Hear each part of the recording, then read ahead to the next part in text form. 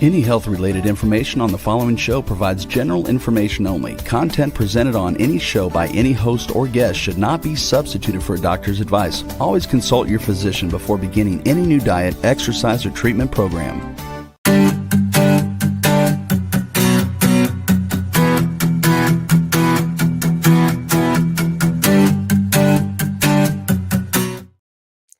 Hello, welcome to Love Your Body, Love Your Life. My name is Jenna. I am the host of today's show. I'm also the author of the book titled Love Your Body, Love Your Life, 52 Tips That Will Radically Change Your Health. And you can find my book on Amazon and on barnesandnoble.com. And there's also a Kindle version on Amazon, so check that out if you can and you want to. Welcome back to part 2. If anybody is listening from last week, we're doing a part 2 to Flirting with Life After Heartbreak, Loss, and Disappointment. And it seemed to be a big hit last week, so I decided to do part 2. And, thank you for accepting me. I've been opening up a little bit more on the show, more about what I've been through with relationships and heartbreak, and more so romantic relationships. And last week we ended with a lot of you guys, hopefully you returned today, which, by the way, I welcome questions and comments. But last week you guys really wanted to know about my ex relationship, which is my ex-husband.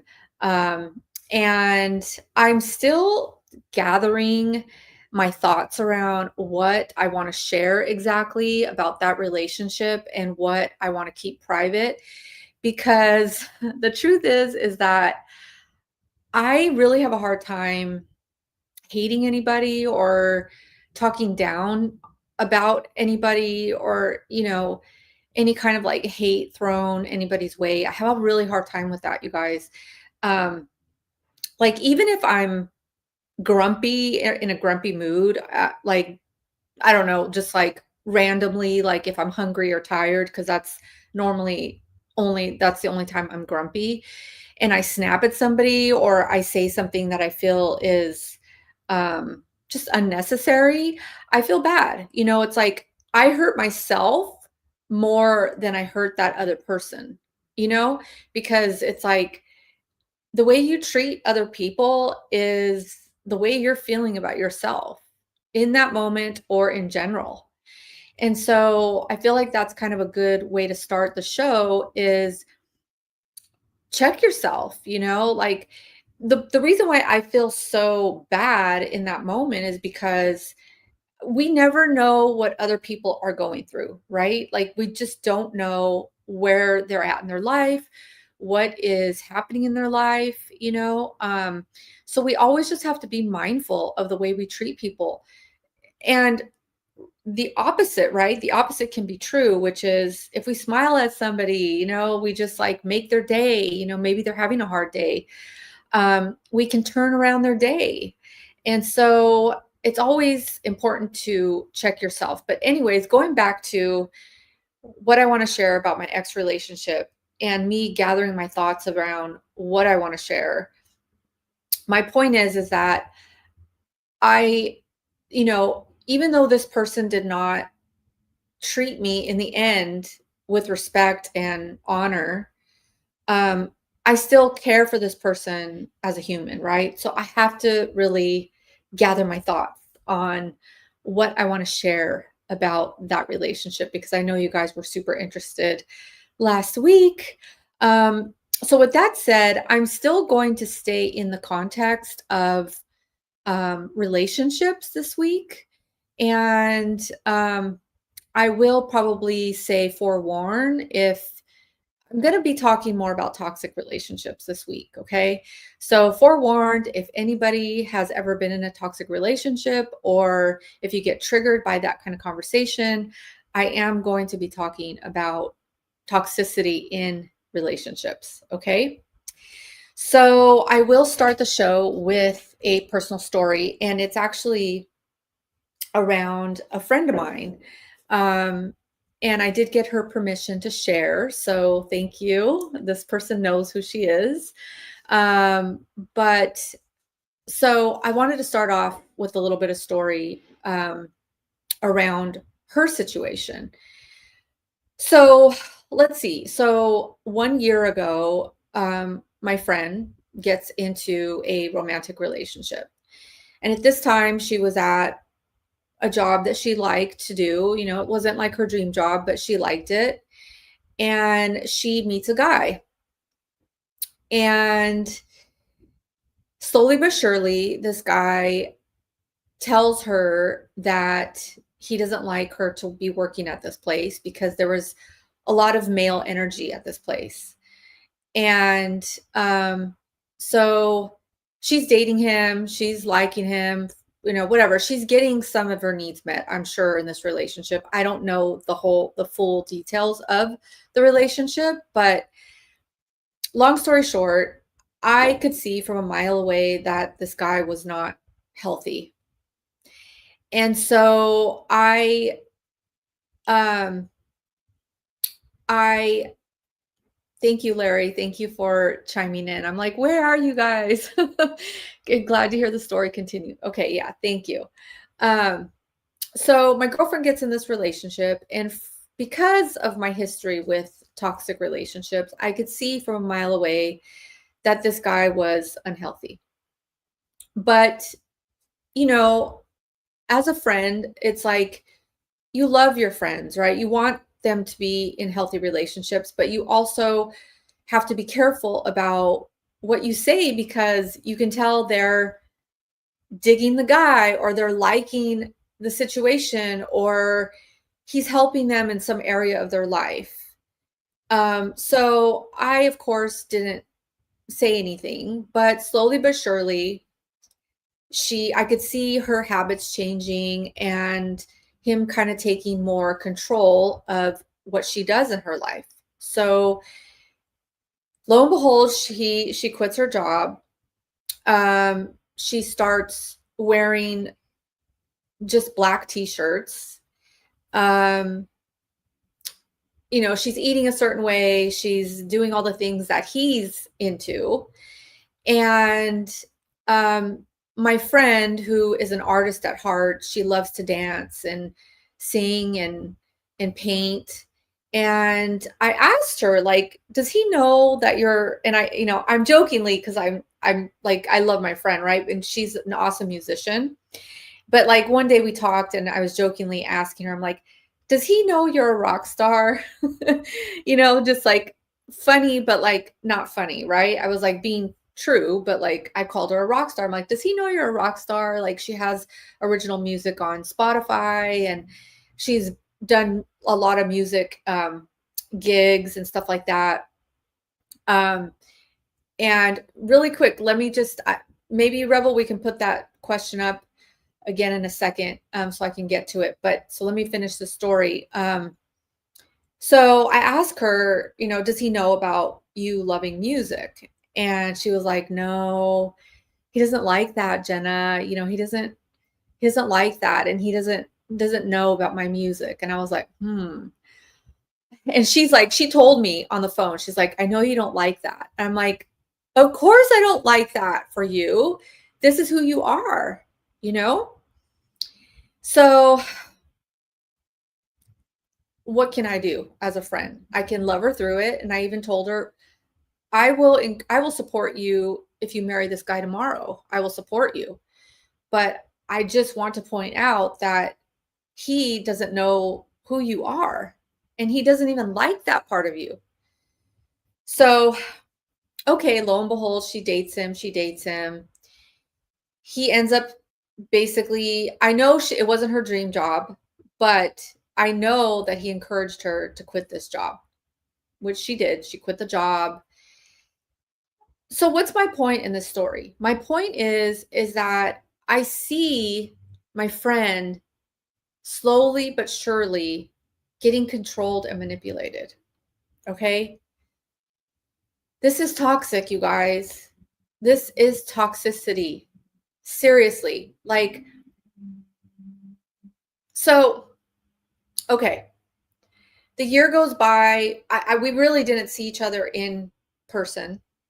And then her birthday comes, it passes, and then we finally get together. And she's at my house and we're talking. And I asked her, like, who in your relationships did you feel most yourself with? Like with your dancing and your music and your painting, everything. And she named a guy. And so we get into conversation about this other guy. And lo and behold, this other guy had reached out to her in the beginning of this, let's call it toxic relationship.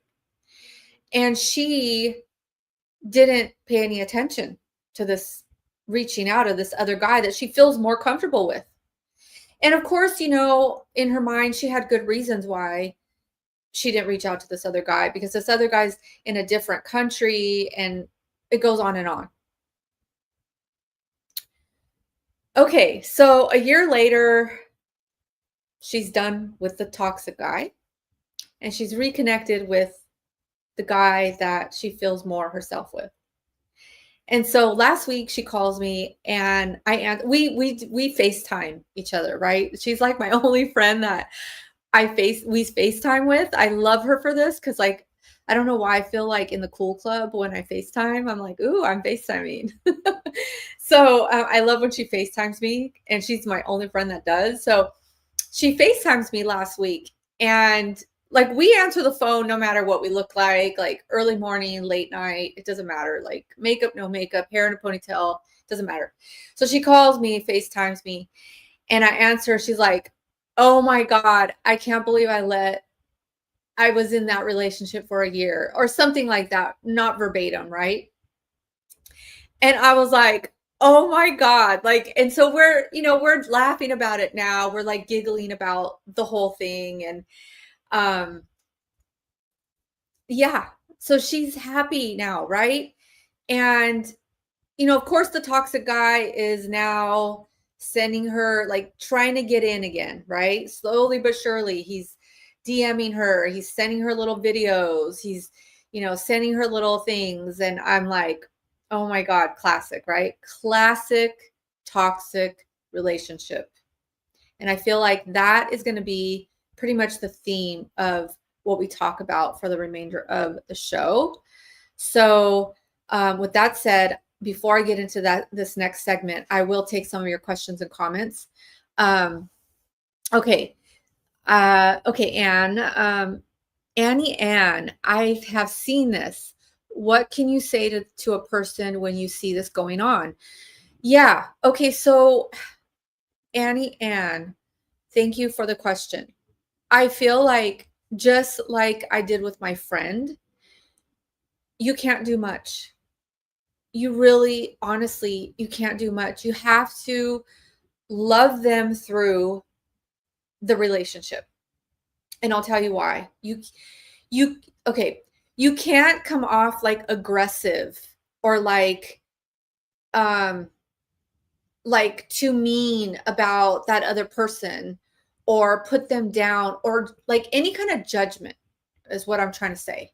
Okay? Like, try not to come from a place of judgment ever, and just a place of love and maybe lightheartedness with your friend or whoever you see going through a bad relationship. Because okay, my friend and I, we have a really good rapport, which I love, thank God.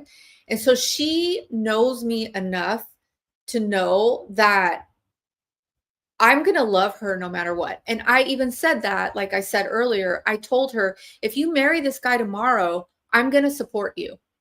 But this is what I see. And it's that kind of energy that you need to come to with your friend or whoever you see, because if you come from a place of judgment or like you're going to dismiss them in any way or it's unloving, they're going to turn left, meaning they're going to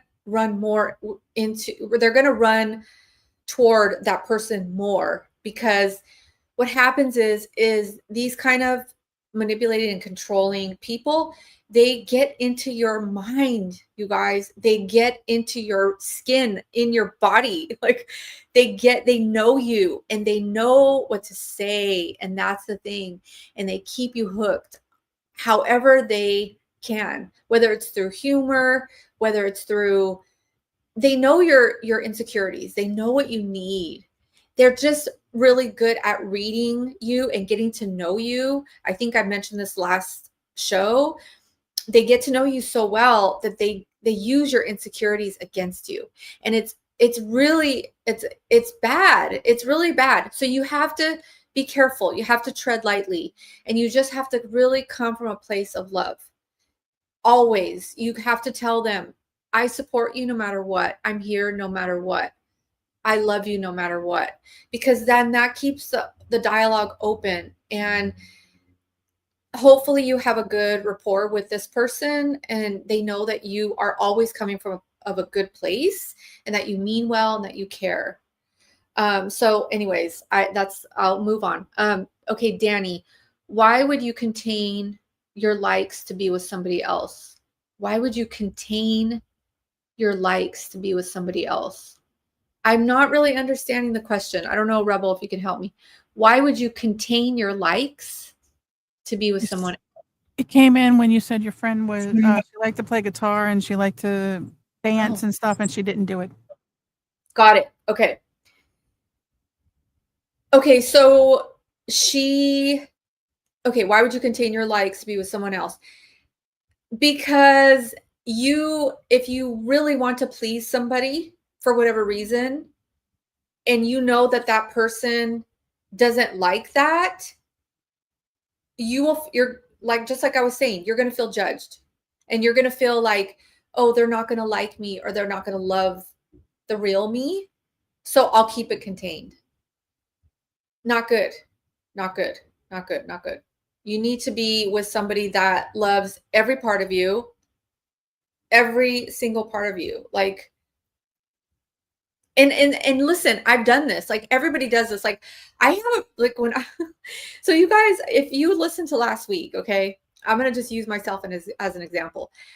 I feel like, and I told this one friend that I'm talking about, I told her this recently too. Like, I feel like when I get into romantic relationships, I'm 19 again in a lot of ways, because maybe it's because of that big heartbreak when I was 19. Or maybe it was because I moved out of the house. So there was a lot of trauma at 18, 19 for me. But whenever I get it back into romantic relationships, I feel like part of me is 19 again, where I'm like, I feel like a little girl, and I'm like giddy, and I'm just like, I have all these butterflies, and it doesn't matter even if I like the guy or not. It's just really, it's so weird. It's like, I revert back to a 19-year-old. My point is that I've been in relationships. I can remember one in particular where I dated an older guy. Okay. And this was the first relationship after my divorce. Okay. And so I was newly, back in the dating world. It had been COVID. So I was like locked up for a year, whatever.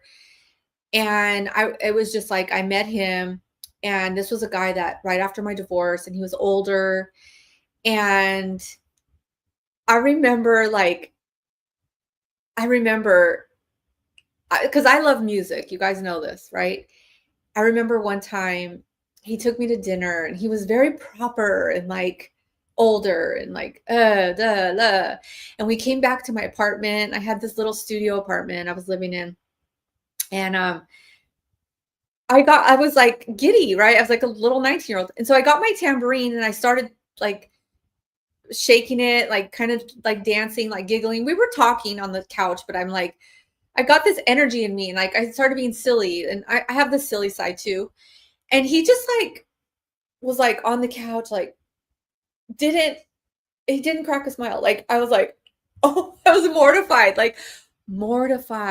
Like, whoa, like I'm not mature enough. Like, I felt like I needed to be so proper with this guy. Like, and you know what's so funny is that, okay, so this is going back to your question, right, Danny? Like, I finally like felt comfortable to kind of open up a little bit and be more of me.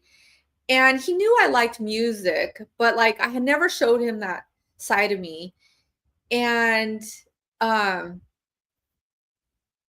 what I was going to say, like, I think the funny thing about that relationship was that I feel like he liked that about me.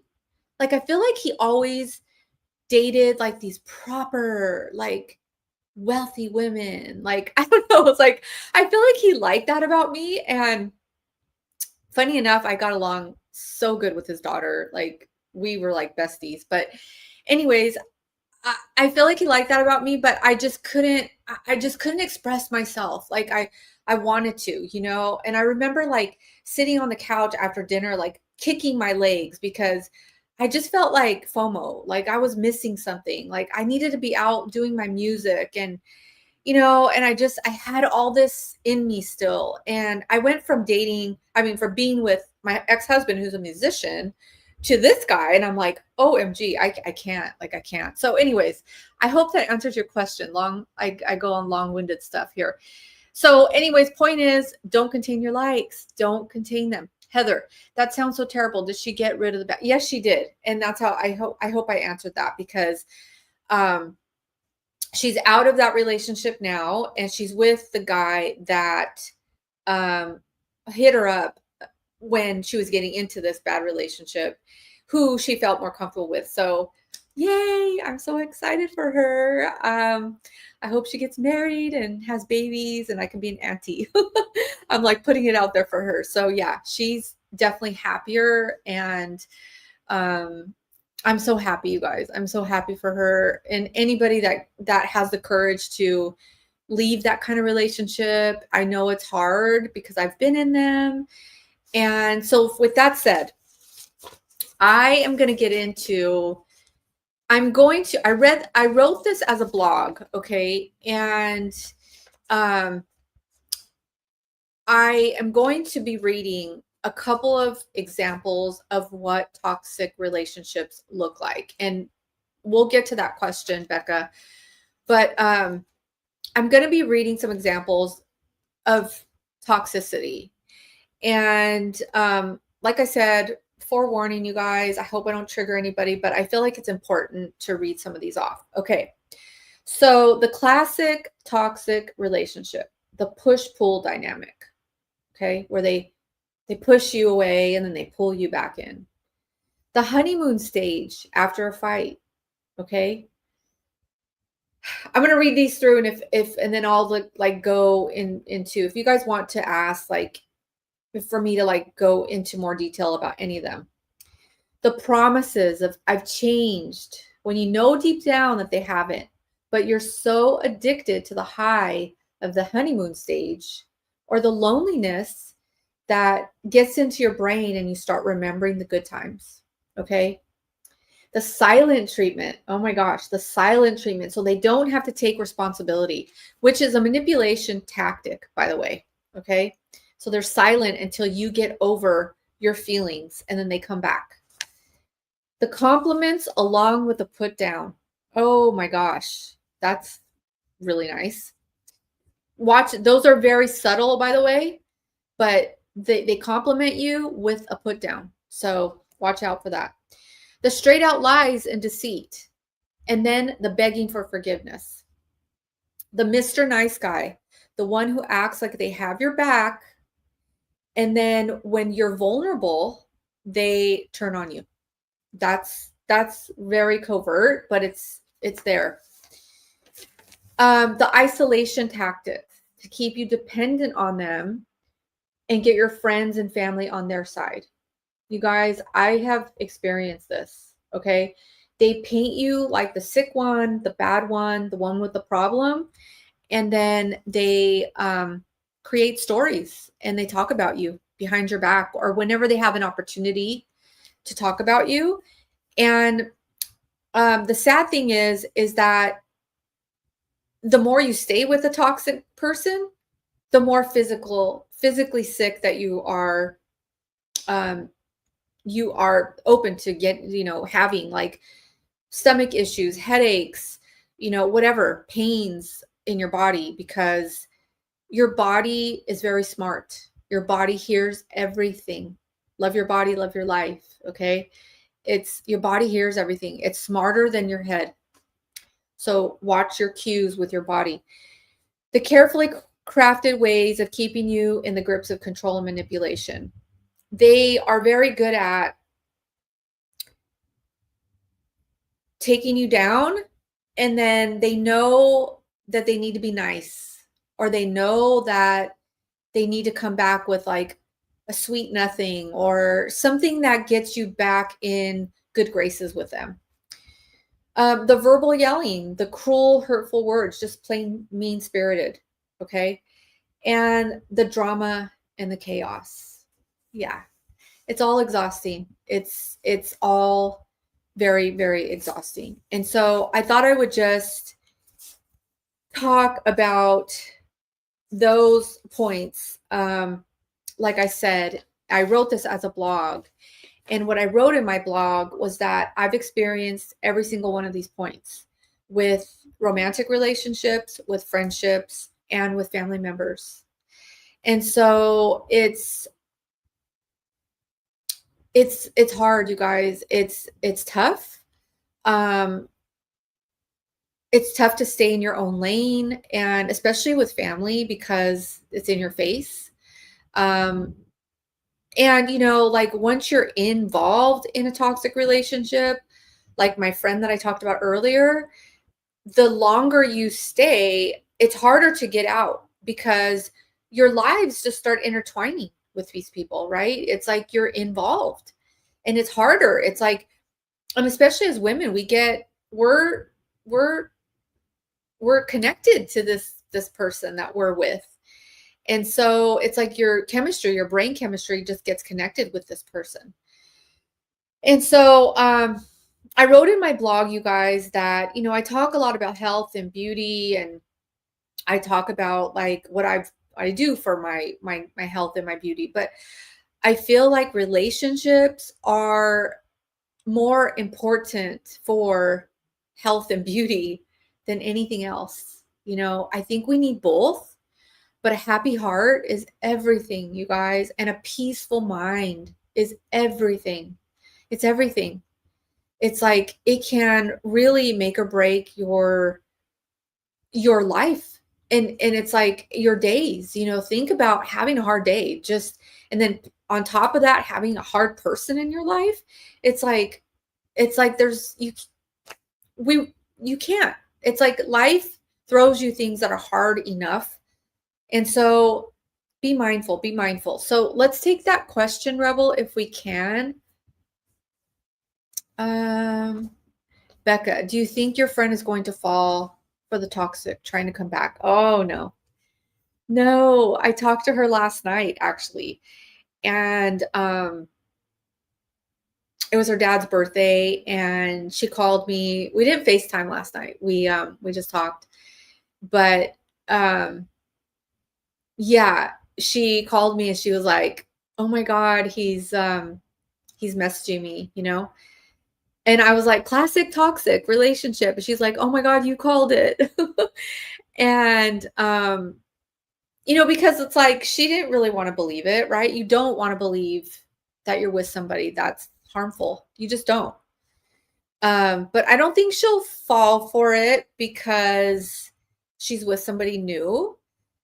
Which is always helpful. It's hard not to fall back into somebody that makes you feel good because it's a high. It's a high. It's like a drug. And I talk from experience. The last guy that I dated, you guys, so I'll just be really transparent. So I talked to my friend last night, the one that we're talking about. And so I was kind of riled up yesterday from certain things that are happening in my life that I won't go into, but I was riled up anyways. And so she calls me and she was like, "Oh my God, you called it." I'm like, "Yeah, it's classic toxic relationship." And then we start getting into this guy that I dated a year ago who was toxic.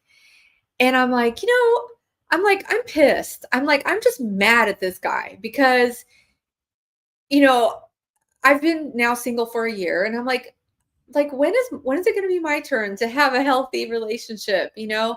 And so it's like you automatically go back to that person that you were with, even though they weren't good for you.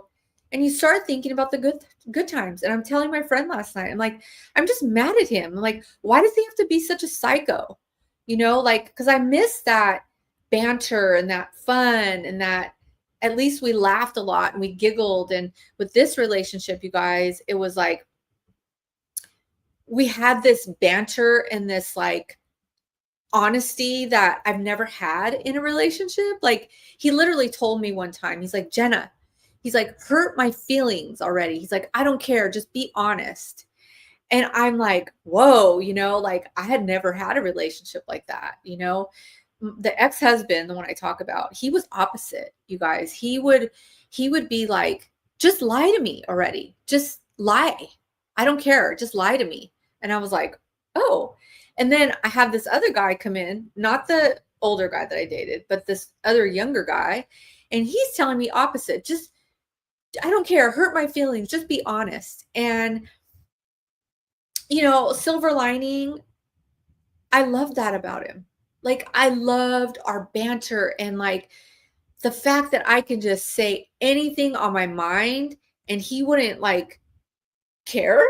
And he like actually digged it. Like he loved that banter, right? He loved that drama and that, come on, like bring it on. Like, and he kind of brought that fire out in me, like that, like, just say it, just say whatever is on my mind. And to be honest, like I was really kind of shut down as a kid. Like I didn't have my voice. I was raised by a parent that was very domineering, and she didn't want me to have my voice, you know, and hence me moving out at 19.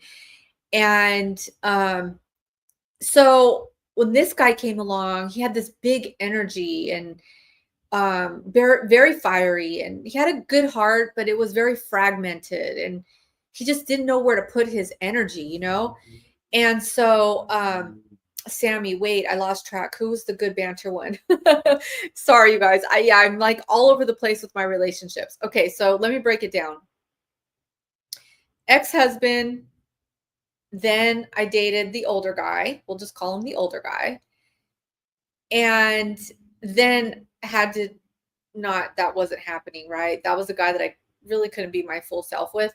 And then the younger guy came along, and this was my last relationship. Now I've been single for a year, but I'm talking about the younger guy. We'll call him the younger guy. That was the one with the good banter. And what I was saying was he had a big heart, but it was very fragmented because of his childhood and how he grew up. And he had just a lot of anger and just like, you know? And so yeah. So I was telling my friend last night, like, I'm just like mad. Like, why did he have to be so angry and a psycho? You know, like literally, you guys, I could handle big energy. Okay. Like I literally I feel I could tame pretty much anything. I really can.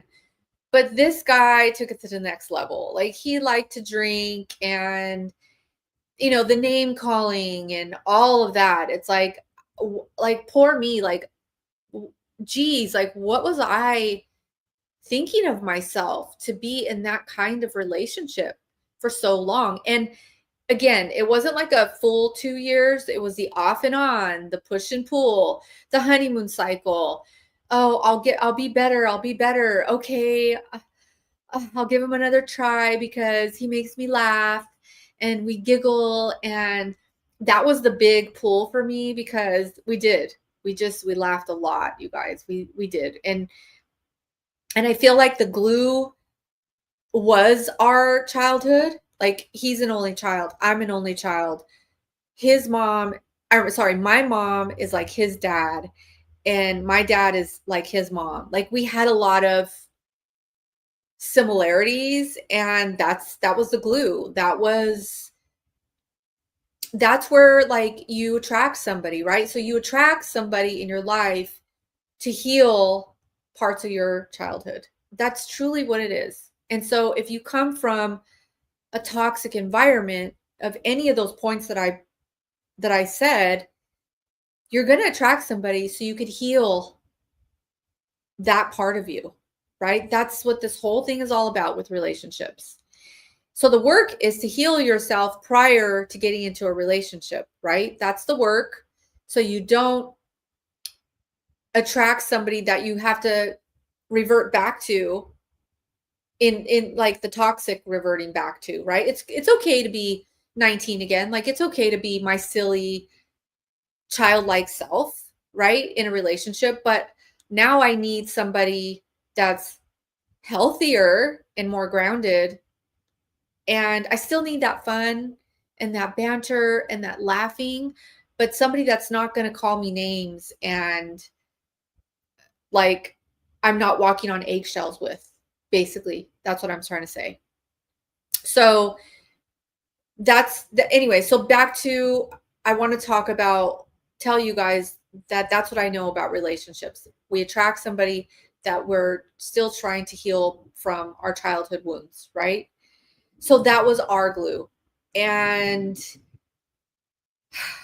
the last straw was, which I feel like you'll get signs from the universe, you guys, on knowing, in your gut. You do know in your gut, like always, that this person's not good for you, but you'll get big signs. And the last straw with this guy was that we had a break. We were on a break, and we reconnected, and we went out twice in 1 week because we were both going on vacation at the end of this week, right? So we reconnected after a while, and it was like obviously a lot of fun. And that reconnection after not seeing somebody that you are into but is toxic, it's a high. It's like a drug. So we reconnected, we had a great time. And I knew that he was going out of town at the end of the week, and he knew I was going out of town at the end of the week. So we weren't going to be able to see each other for like, I think 3 weeks or something. So we decided to go to dinner one night before we both left. And we go to dinner, and then we go to this bar, and we're going to watch a live musician play, which I actually knew the musician. So I was excited, right? I don't drink, okay, but he does. And so we go to this divey bar, and we're at the bar, and he's drinking and I'm not. We had come from dinner, and we're watching the music, and he puts he gets us like front and center to this musician to watch her play. And we're like, it's fine. Like, I'm not really a bar person, but he is, and I like the musician. So we went, and it was whatever. So he puts my chair like right front and center to watch this musician play. And for whatever reason, he had his phone out, and he brings out his phone, and I don't know what we were even talking about, but he was like, babe, let me show you these pictures, or something about his room, or I don't know. He had just moved. He wanted me to come see his new place. So he brings out his phone, and he's like scrolling through the phone, and I'm like, let me see it. So like I pulled his phone out, and I'm looking through the phone, and I see a girl, like a blonde girl. And I was like, who's that? And he's like, oh, I tried to date her. He was like, you guys, our honesty was like, it was just blunt. Okay. Like, he didn't care if he hurt my feelings. And like, I got more comfortable with hurting his feelings because that's how our banter was. So he was like, oh, I tried to date her. He knew we were on a break, right? We had just reconnected. And I was like, oh, ew, like, I didn't want to see that. Like, we were having a good time. Like, so I was like, I was kind of like pissed inside, but I'm like, whatever, what am I going to do? So he goes to the bar to get a beer, and I'm like, just get me a water or something. And he's like at the bar, like doing his thing, and I'm waiting for my water. And I'm like, I'm like, I'm out of here. Like, I'm just gonna get an Uber back. And so, long story short, I didn't end up getting an Uber back, but he saw that I got up and he's like, "Where are you going?" I'm like, I'm out of here. Because I was already mad about the girl thing. And I'm like, he's at the bar, like he's not even paying attention to me. I'm like, I'm out. But long story short, I didn't get an Uber because he saw me and he's like, no, no, no, don't leave. So we end up going, we moved to the front side of the bar, like near the door. And we're having a great time at this point, right? It's like, I'm not mad anymore. I'm like, we're hugging and kissing and we're all good. And he's like, babe, can you drive home? And I'm like, no. I'm like, you need a water or something? I'm like, I am not driving home. I'm like, I didn't want to drive home. I'm like, we're on a date. You're taking me out. You're going to drive me home. Okay. So he's like, no, no, no, I'm fine. I'm fine. And I'm like, are you sure? Cause I don't want to get in the car. Like if you're buzzed, I'm like, I don't want to get in the car. And he's like, no, no, no, I'm fine. I'm like, okay. So we waited for a little bit. We had our little talk in the corner and we leave the bar. He gets pulled over.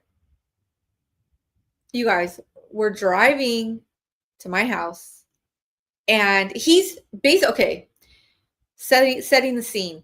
He's telling me off the whole ride home. He's literally telling me off. He's telling me, why don't you just commit to me, Jenna? I don't know why you don't commit to me. We have such a good connection. And because I would never be his girl, like I would never commit fully because I knew in my gut, you guys. And so he's like telling me off like since we leave the bar. He's like, we have such a good connection, blah, blah, blah. And so all of a sudden he's quiet. He gets quiet. And I'm like, this is odd, right? Because he would tell me off the whole drive home, which is about 15, 20 minutes. But all of a sudden he's quiet. I'm like, ooh, this is odd. So I knew there was a cop behind us. That's why he got quiet. Sure enough, he gets pulled over. I can tell you guys the rest of the story, but what's my point? My point of the story is that I knew right then and there, this was my big sign from the universe, God, my angels, whoever you believe in, you get big messages. And I knew right then and there, this was it.